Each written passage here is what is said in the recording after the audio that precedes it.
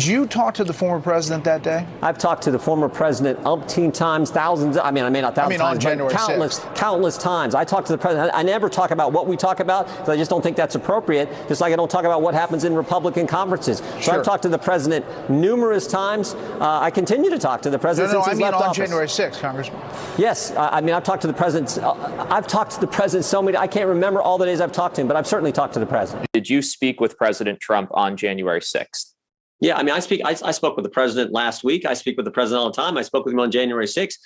I talk with President Trump all the time. And that's I don't think that's unusual. I would expect members of Congress to talk with the president of the United States when they're trying to get done the things they told the voters in their district to do. I'm actually kind of amazed sometimes that people keep asking this. But of course, I talk to the president all the time. I talked to him, like I said, I talked with him last week.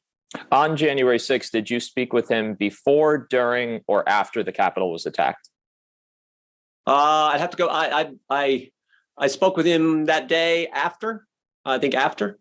I don't know if I spoke with him in the morning or not. I just don't know. I'd have to go back and. I don't know that when those conversations happened. But what I know is I spoke with him all the time. Aside from being a shameless stooge for Trump, Ohio's Jim Jordan is one of the slimiest members of Congress, who does just about nothing to better the lives of the American people and would rather pander to his base to stay in office. What I don't want is people canceling everyone else. That is the most dangerous thing happening in our country today. Right now, Joe Biden says during his inauguration speech he wants to unify.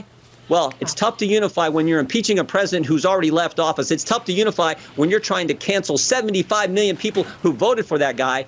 That is what's tough to do. Who is next? Everyone has said things they wish they didn't say. Everyone has done things they wish they didn't do. So who's next?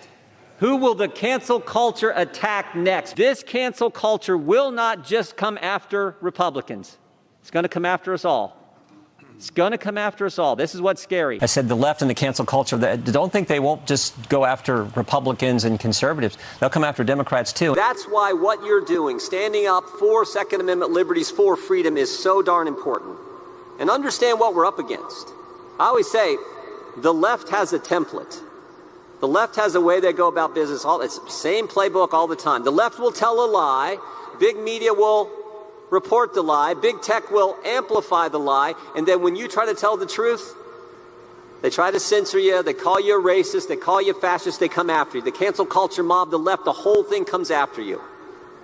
If you're a mom and dad going to a school board meeting, you're called an extremist. If you're pro-life, you're called a radical traditional Catholic. Jim knows exactly who his audience is and plays into their paranoia about being canceled by the demonic Democrat boogeyman to position himself as a figurehead for freedom and liberty in a move straight out of Trump's playbook, while simultaneously sounding a lot like this guy. I realize I'm in the crosshairs of the woke mob right now, so before my final nail gets put in my cancel culture casket, I think I'd like to set the record straight on so many of the blatant lies that are out there about myself right now. And to no one's surprise, Jordan is still fiercely loyal to Trump, even traveling all the way out to Iowa to stump for him ahead of the caucuses. That is what this is about. Elections are about a contrast and a comparison and about which side you're going to be. I think it's clear President Trump is the right guy for the job because he did such a great job when he was there before. I mean, this guy, the thing I love so much about President Trump is this guy hates to lose. Man, and that is we got Coach Gable here. Coach Gable knows a thing or two about not losing.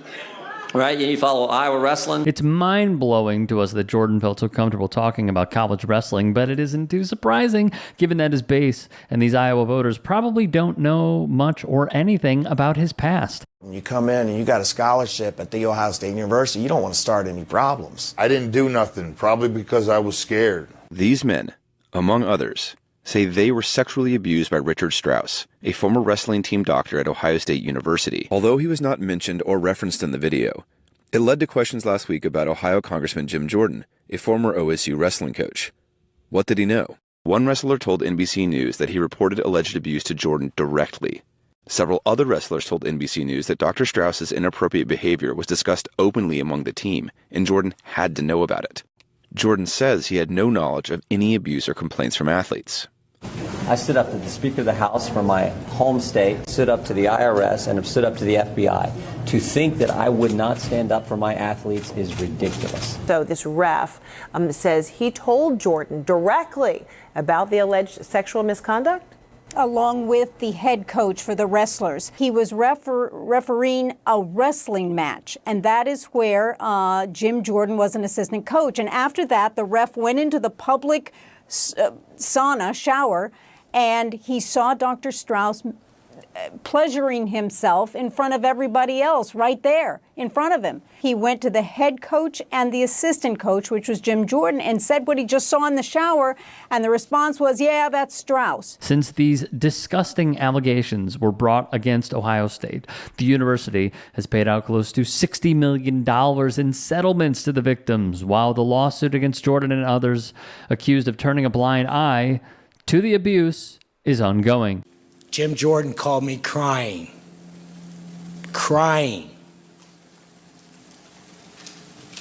groveling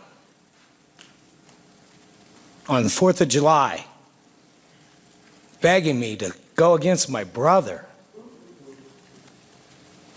begging me, crying for a half hour. That's the kind of cover-ups that's going on there. Jim Jordan called me several times after that. That week, I had to have my lawyer call him, tell him to stop calling me. Adam DiSabato, the brother of whistleblower Mike DiSabato, testified in 2020 that Jim Jordan begged Adam to protect him instead of his own brother. He's a coward. He's a coward. He's not a leader. He's a coward. I'm a leader. I was captain of these guys. That's why I'm here. I would never abandon my team. He abandoned us. Our head coach abandoned us. He's flipped his story. He called other people to flip their story. He called Mark Coleman to flip his story. He called his parents, 90 years old. That's the kind of person Jim Jordan is. We believe very strongly, especially all the wrestlers that were there at the time, that Jim Jordan knew what was going on. He was the head assistant coach of the wrestling program. And Jim, as well as our head coach, Russ Ellickson, and the administration at OSU, definitely turned a blind eye to what was happening. The abuse, not only from the doctor, but everybody involved in the showers and sauna area of Larkins Hall at that time. The doctor was around us in our saunas, in our showers, changing with everyone. You would have to know about what is going on. Everybody knew what was going on there at that point in time.